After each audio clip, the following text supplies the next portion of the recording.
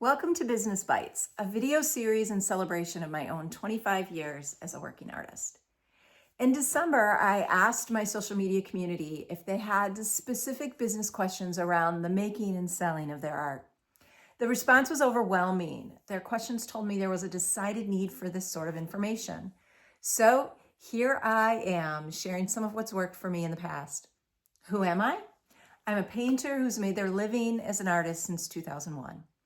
I ran my studio from home while raising 3 kids and built my business around selling original art using a hybrid direct marketing and gallery representation model. I leveraged daily painting practice into building a robust community of fans, collectors, and students. When starting out, I leaned on those with experience, far more experience than myself, and I've always embraced a pay it forward mindset. So here I am sharing some of my approaches as a means to help you build your own art business. Keep in mind that everyone's work is unique, and as such, so too is their market. So what worked for me may not be the right fit for you, but take all I share with a grain of salt. Feel free to research and adapt any of my approaches to better suit the vision you have for your work and your business. And remember that I'm not a tax professional, an accountant, or a legal expert. It is your responsibility to know the business requirements in your state, province, or country. So let's jump in. There were a number who asked specifically about exhibiting work. Judy and Brenda wanted to know about working with galleries. Tina wanted to know how to judge if a show is good for you. Sam wanted to know about finding valuable venues. So let's dive into the sort of spaces and exhibition opportunities that are out there and how you can determine what best suits your work. Some of the most popular ways to show work are through pop-up shows or installations in public or private spaces, juried exhibitions which come in a variety of formats, and galleries or contractual exhibitions. Art fairs are another way to show too, but I'm going to talk about those in a separate video. But let's talk about what each opportunity offers the artist and how they actually work. So a pop-up show could happen in a coffee shop or a library or even someone's home. It's a limited time installation, not in a typical gallery or even necessarily a retail environment. These events are a great way to get your work in front of a specific audience or an audience in general, but keep in mind that your customer demographic may not overlap with the patrons of that pop-up space. Pop-ups give the artist a chance to hang a collection of art, which is always an opportunity I love. I love it too when the public can get a deeper look at what I paint and begin to see the conversations that happen between the pieces as opposed to seeing them in an individual basis. Pop-up shows also provide a chance for those in the public who maybe would not ever step foot into a gallery or attend an art experience to experience art, to witness it, to stand in front of original art. Pop-ups are unique to each situation, but here are some things to keep in mind. And as I'm sharing these points, I want you to personally assess whether or not these are something that you would find beneficial to your artwork or to how you present yourself to the world. So in a pop-up event, typically the artist does their own installation and all of the labeling along with taking the artwork down. So you need to ascertain what the space is going to allow you to do. Can you put nails in their wall? Can you tape labels to the wall surfaces? Do you need to have a handout in lieu of wall signage? Be prepared to do or bring all of the appropriate tools and do all of this preparation and tear down work yourself. A pop-up event may not be able to process sales, so you're going to have to figure a work around that. Ask them about insurance. In most instances like this, there will not be insurance for the work on the walls. So if the venue cannot provide it and the work will be there over a period of time, like say in a restaurant, you may wish to obtain your own. After installing the work, it's really prudent to have an inventory sheet with you and ask the venue to sign this inventory sheet. Your sheet should include the valuation of the work that you are leaving, and it will help you if there's ever any dispute over what you literally dropped off and installed in their space. And it'll also help on the rare chance that you need to file any sort of insurance claim. Bring plenty of marketing materials. These could be business cards, signage, QR codes, labels, etc.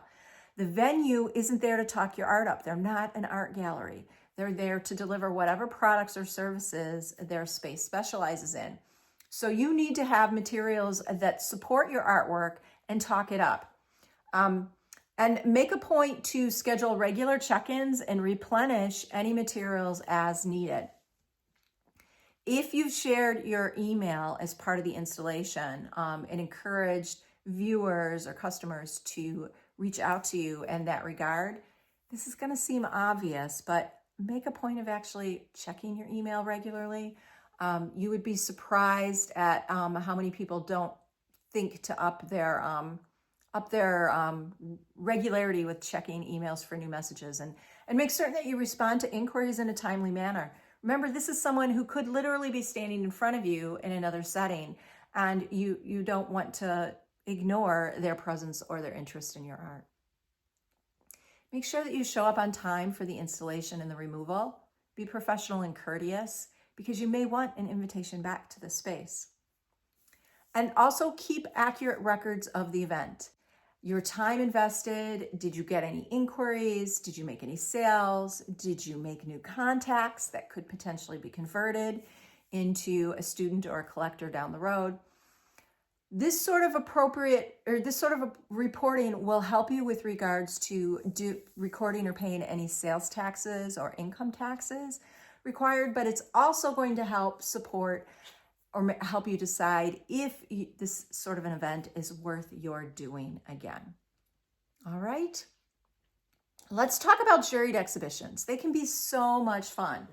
The basic premise behind a juried exhibition is that artists are going to submit their artwork for consideration to be displayed in a very specific setting for a very specific period of time. A juror reviews the work submitted and applies particular parameters or sensibilities, and in the process chooses what pieces they wish to hang. Typically, spaces holding juried events are gallery settings with patrons, marketing teams, and an established calendar of events related to the exhibition. These shows can give artists a chance to network, build a relationship with curators and other art professionals, meet with potential collectors, and see their art hanging alongside other pieces in community. Some juried events also offer cash prizes. How do you find a juried event? Well, there's a number of online portals that offer databases of juried events around the world. Call for Entry is one of them online. They are called Cafe, more commonly called Cafe, but that stands for Call for Entry. Entry Thingy is another online database of artist opportunities. And there are many others. If you Google, you'll be able to find plenty of them. Additionally, galleries, art organizations, and community art centers also offer juried events, and you can learn about their juried events directly off of their websites or mailing lists. Some spaces are too small or don't want to take on the burden of the added costs of listing in an online database like Entry Thingy or Call for Entry. So your opportunities can be varied based on your area and what sources you go to locate these events. A juried event is going to come with a prospectus. And the prospectus basically outlines all of the expectations the host or space has for participants, along with what in turn they will deliver. This document is an important resource. Read it carefully. The terms outlined cannot be negotiated, and if you do not comply, even if you pay the fee to be considered, your work could be deemed ineligible. The prospectus will outline all of the steps involved in the submission process. Typically, it goes like this. You fill out an entry form, you include your payment, and there's also digital imagery of your art. This all needs to be submitted by a particular deadline for consideration. You also know or will learn of your notification date. This is a specific date and means in which you will be notified if your work has been selected. So make certain again that you check your email around the time frame that you are expecting to be notified as to whether or not your work is going to be eligible for this show or invited to participate in the show. Because it's also going to be expected that you will follow the steps outlined into the prospectus with respect to labeling your work, finishing it, preparing it to hang, delivery, etc. And those will be on a very specific timeline, which if you do not adhere to, your work will not be included in the event. So juried events, they come with a cost. They come with a monetary cost that goes beyond the time invested in creating the work or even entering the show.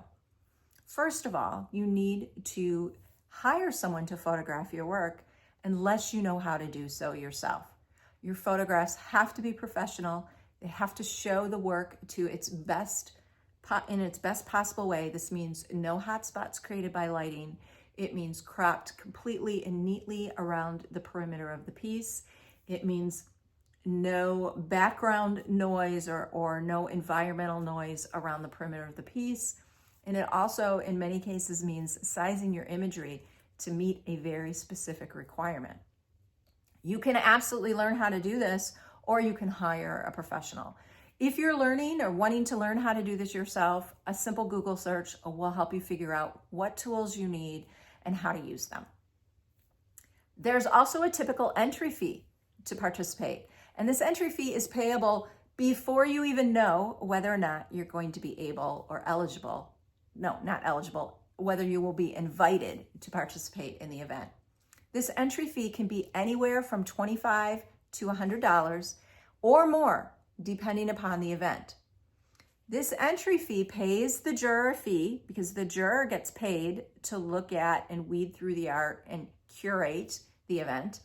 And it also helps cover some of the costs associated with putting on the exhibition. There's marketing materials, often postcard mailings, space rental fees, reception, food and drink, and all sorts of other accommodations. So your entry fee is helping to sustain or keep this event alive and happening.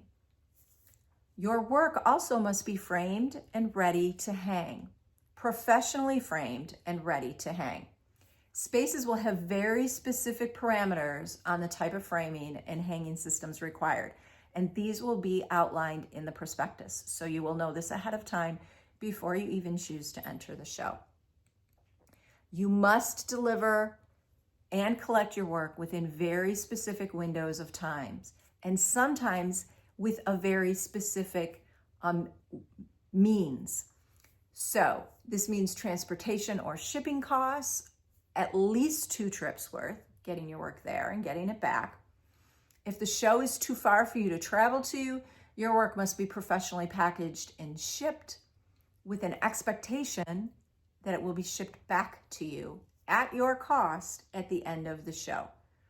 So make a note, your shipping material has to be reusable for the return trip. There's also the cost of time, your own time in preparing the entry, coordinating delivery or any collection of the work, and any other additional trips to the space, like if you want to attend the opening reception or any sort of artist talks or other events affiliated with the exhibition. And then finally, if you're lucky enough that your piece sells, you're going to pay a commission fee to the space to process that sale.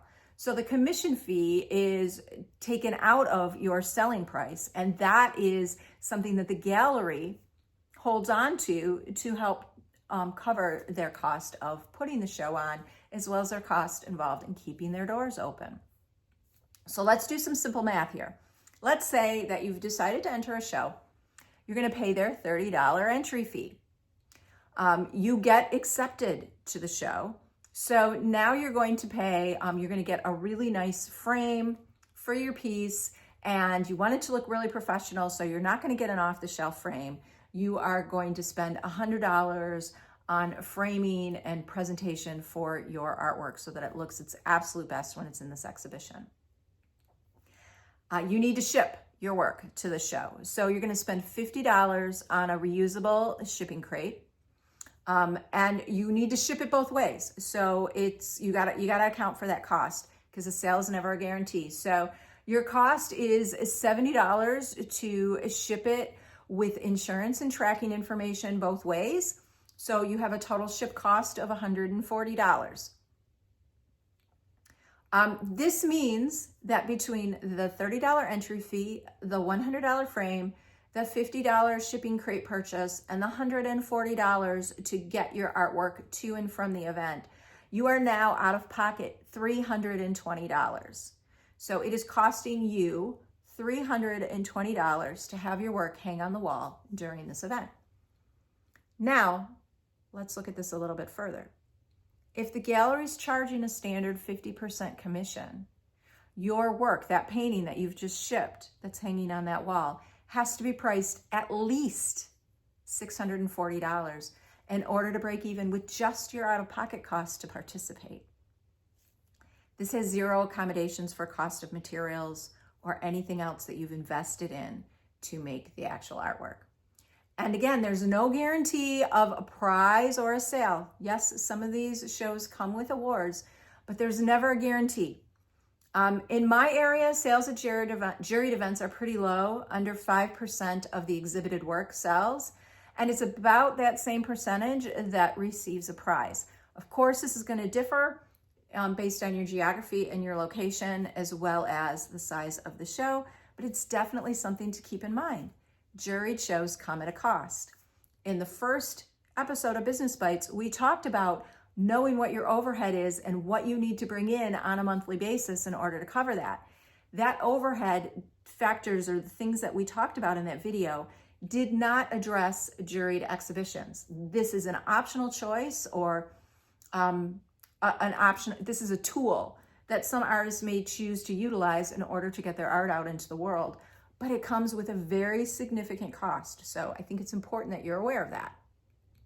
All right, let's move on to, before we move on to invitational exhibitions, I want to talk for another quick moment about the mood and the environment of a juried event. If you are uncertain about whether or not a juried event is a right fit for you, go and visit that space. Go and take a look at the juror's portfolio or their background and see if you think they might be attuned to your work. You never want to paint for a show or paint for a juror.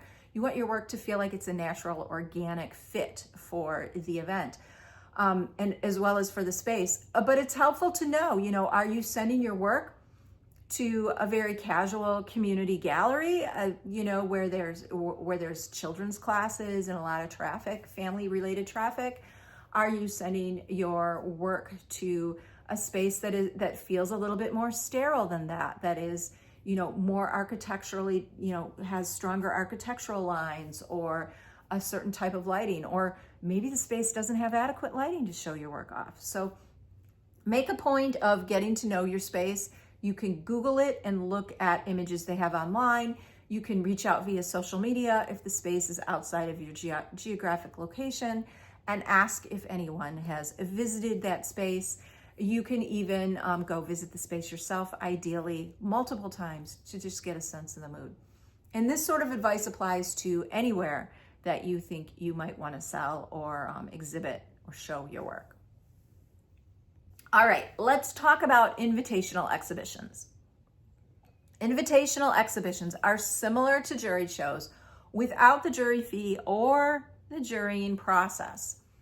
In these instances, a curator has already decided they want your work. However, there still remains the prior framing and delivery considerations.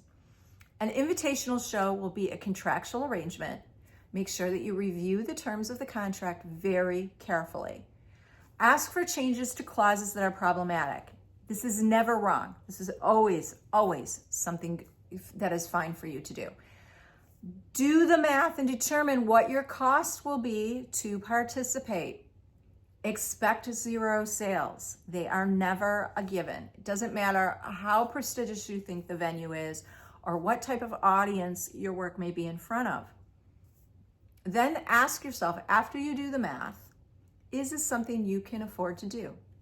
An invitation does not have to be accepted. And really, an invitation is only going to work for you from an exposure, educational, experiential aspect if it fits within your business model and you don't stretch yourself too thin in trying to make it happen. Invitational exhibitions can be incredibly useful, and that they often ask the artist to submit more than one piece.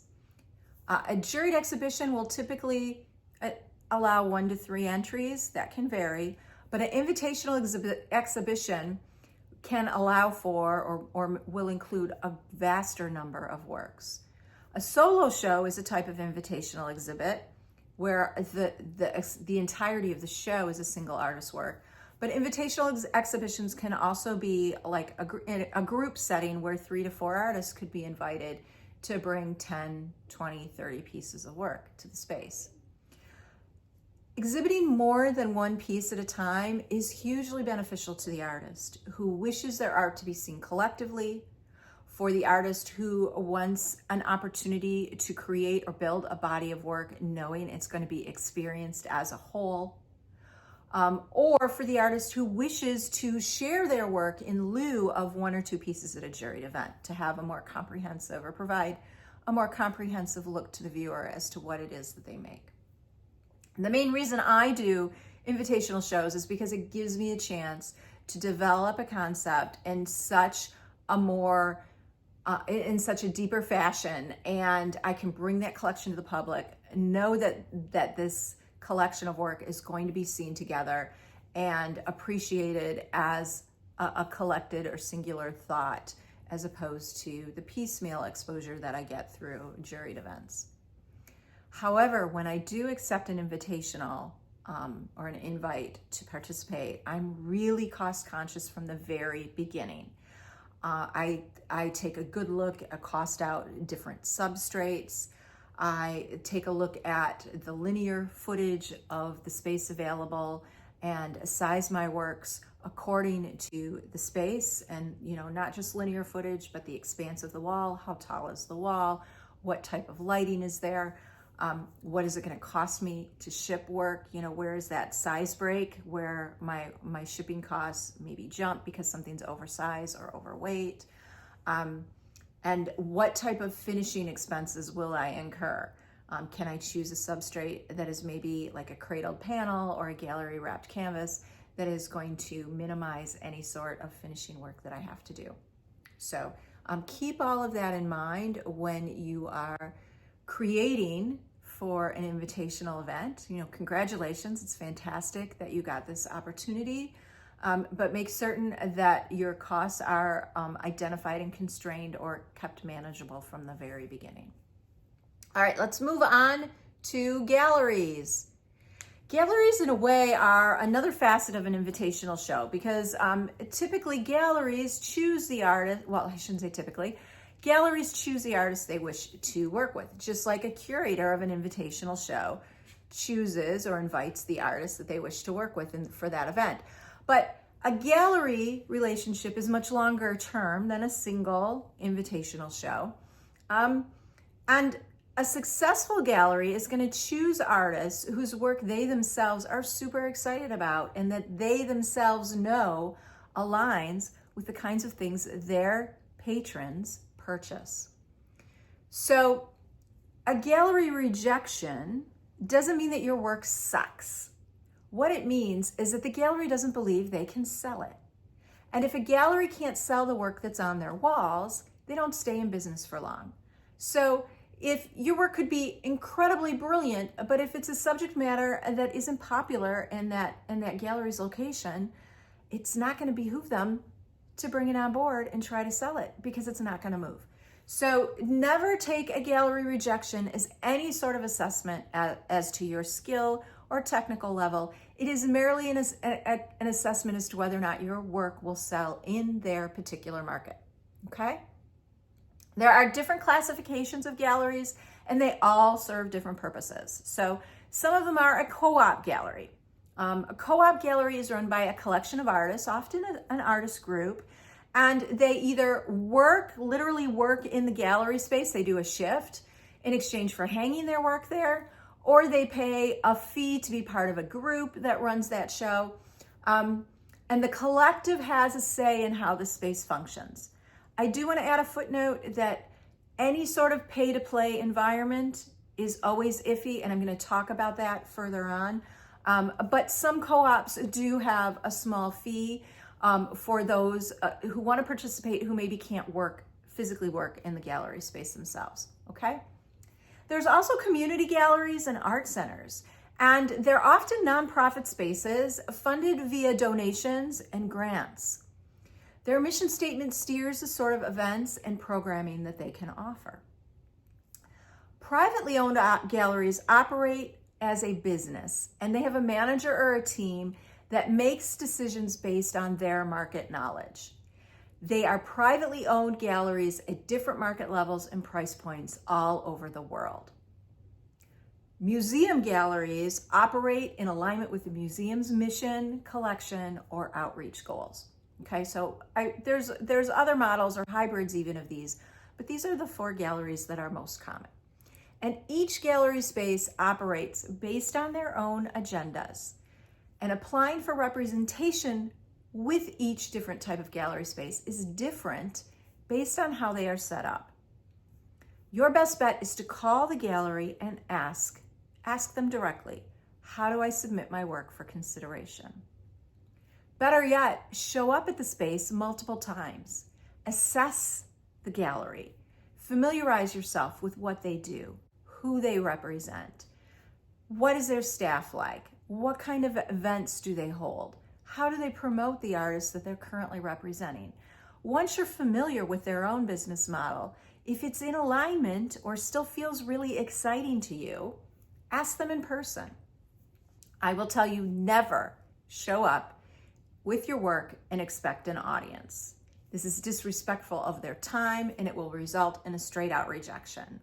And never show up unprepared and just state that you're an artist, because you know what the gallery owner is going to ask, or that staff member is going to ask? They're going to ask you to tell them about your work.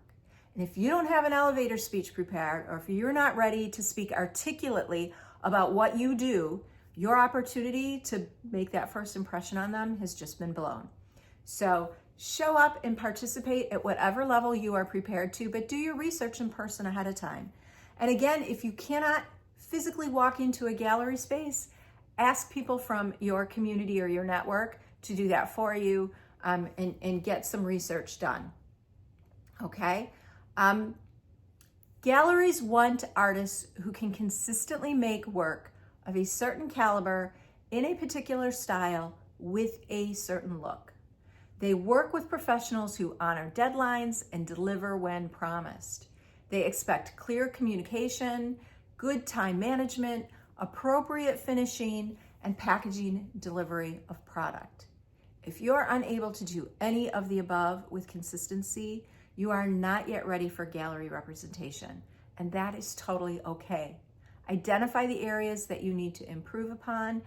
Work on learning the skill sets that you need in order to reach those goals, and give yourself the time and space to grow as a professional, so that when you do approach galleries and you do get that coveted representation and that contract, you are already well positioned to over deliver their expectations, and you're setting yourself up for a really good relationship.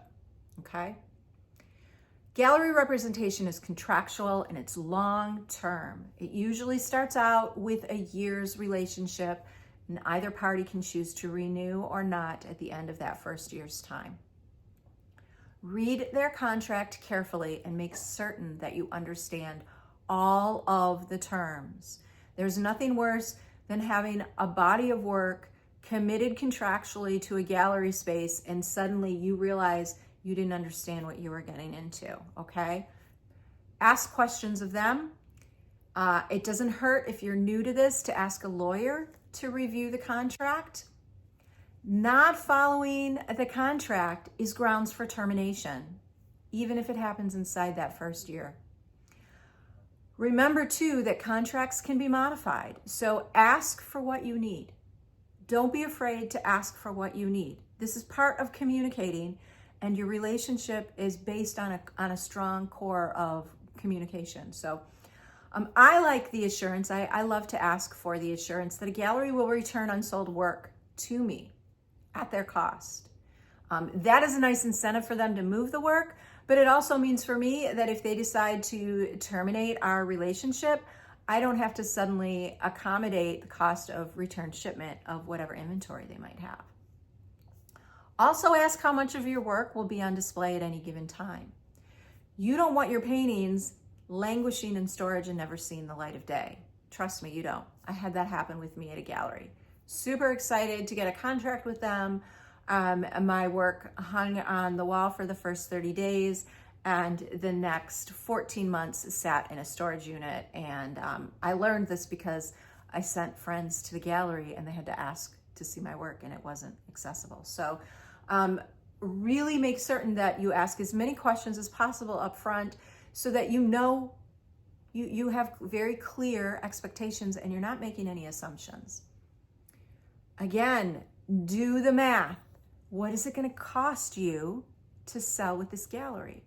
Factor in your shipping, your delivery, framing or presentation costs, their commission.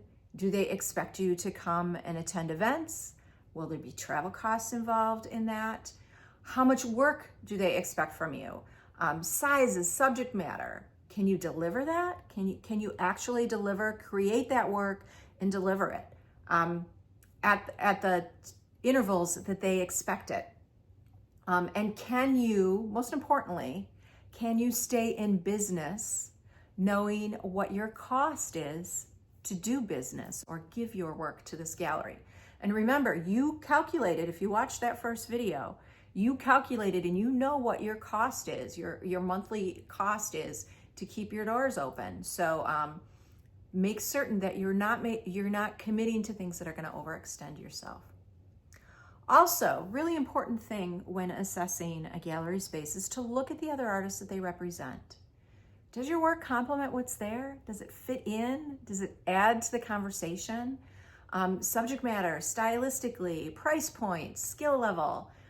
Even talk to the other artists they represent. I love to shoot an email. I'll find the artist names on the gallery website, then go to the artist's individual websites or social media and look at their work and find commonalities and questions that I can ask them about working with the gallery. And it's a great way to learn about that artist's relationship with the gallery, and also pick up on little things like, oh, you know what, they are so much more responsive if you just pick the phone up and call than send an email kind of stuff. So think about the gallery as an extension of yourself. They are, a very brick and mortar public part of your brand, your art. Do you like their communication style? Do you like the aesthetic of their space?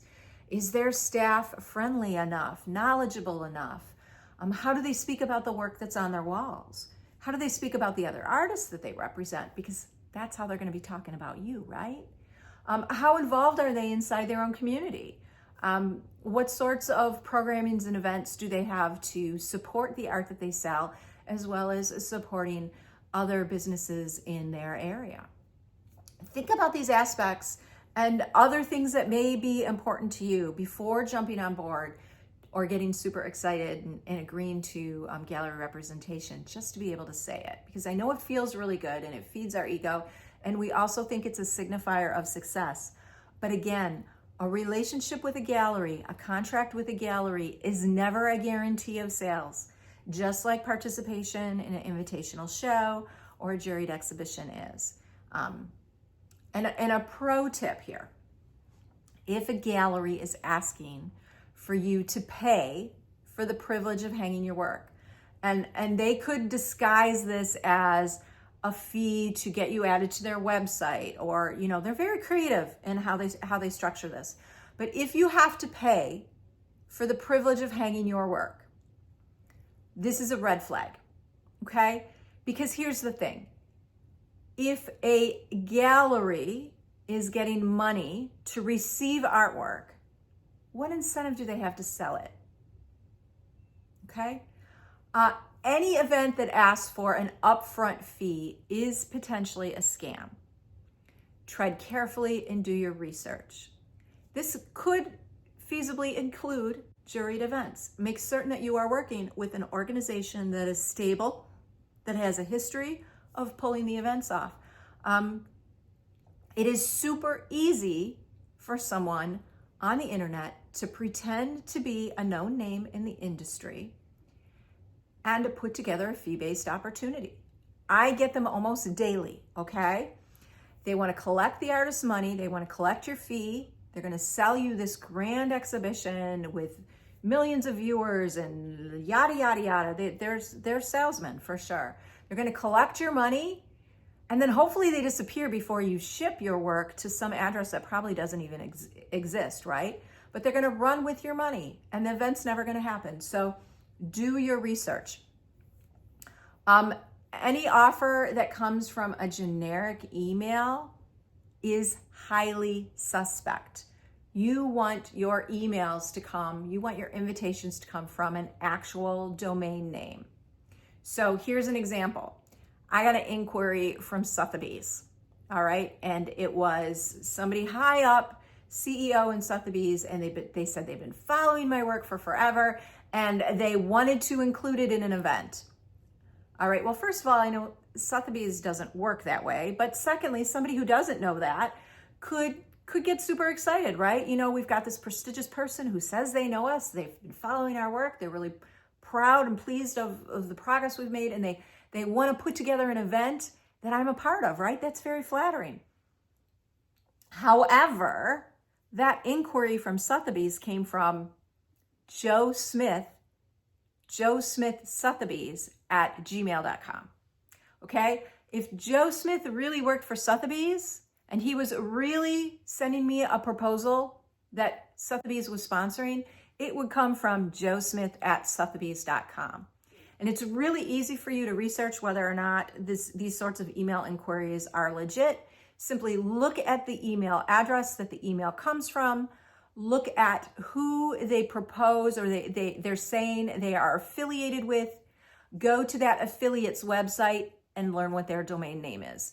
If the email address does not match the domain name, it is a scam and you can delete it. Okay? And I just want to bring up one final point, and this is actually a really crucial, critical point. I'm going to be talking about it in the future. It's a really complex, hard one, and that is pricing our artwork. But when you begin to exhibit your work, when you begin to work with spaces and organizations and events and even gallery representation, your pricing needs to be consistent. It needs to be even and consistent across the board, no matter who is showing your work, no matter who is processing that sale, including yourself. So, in today's world, it is so easy for anyone to research and learn your price point. And you do not want them to research and see that you sell cheaper through your website than you do through your gallery, or than you do through this space that has an exhibition with your work in it. You need to build consistency in your pricing so that a gallery has full assurance that you're not going to undersell them. They're going to do all this work to get collectors excited about coming in and buying your work. Okay? Ideally, the gallery is going to market your work and expect the collector to come to the gallery and make that purchase. But now with the advent of the internet, often collectors will go directly to the artist, and some collectors will ask for a discount. Okay, this is not cool. Your pricing is going to be consistent. As tempting as it is to close a sale, let me tell you, if the gallery finds out that a collector they maybe haven't closed a sale on yet, but they've informed and earned that collector of your work, was able to get a piece from you at a lower price point than what that gallery offers, they're going to drop you. They will have no qualms about dropping you as quickly as possible. So the gallery is building a market for your art. And in a perfect world, you want your market to grow.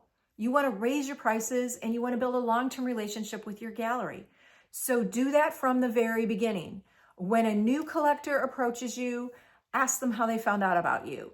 Of course, you have to, you're relying on their honesty and their truthfulness, or even the fact that they maybe even remember how they found you. But if they found you through a gallery, you have a moral obligation to let that gallery know that that customer reached out to you and to keep your prices at the same level as what the gallery has and not give that customer any sort of special treatment. And you know, the flip side of this too is that the collector is going to learn that your market is stable and strong and that you're not willing to mark a piece down to make a quick sale.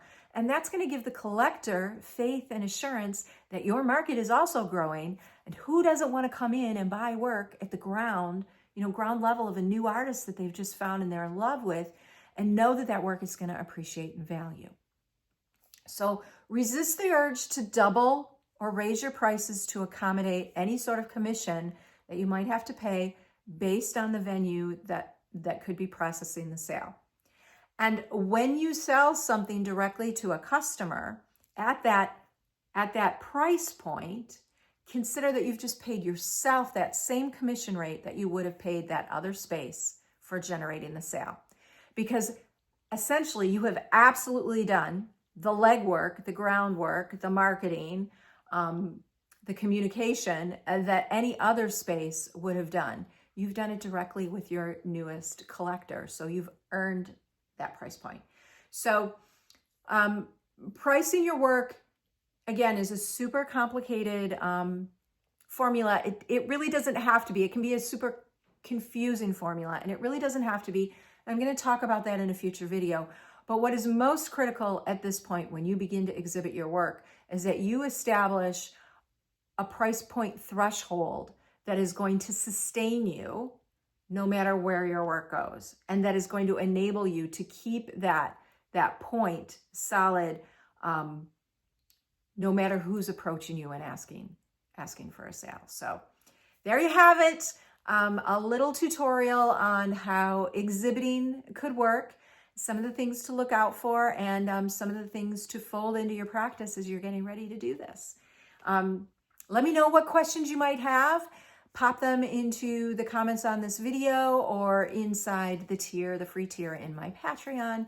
And let's keep these conversations going. Let me know what it is that you want to learn more about, and I will be happy to share what I know about that aspect of being a working artist. So go on, make your art, build those connections with galleries, venues, and spaces, and let's fill the world with more beauty. Thanks so much for being a part of this. Bye. Happy painting.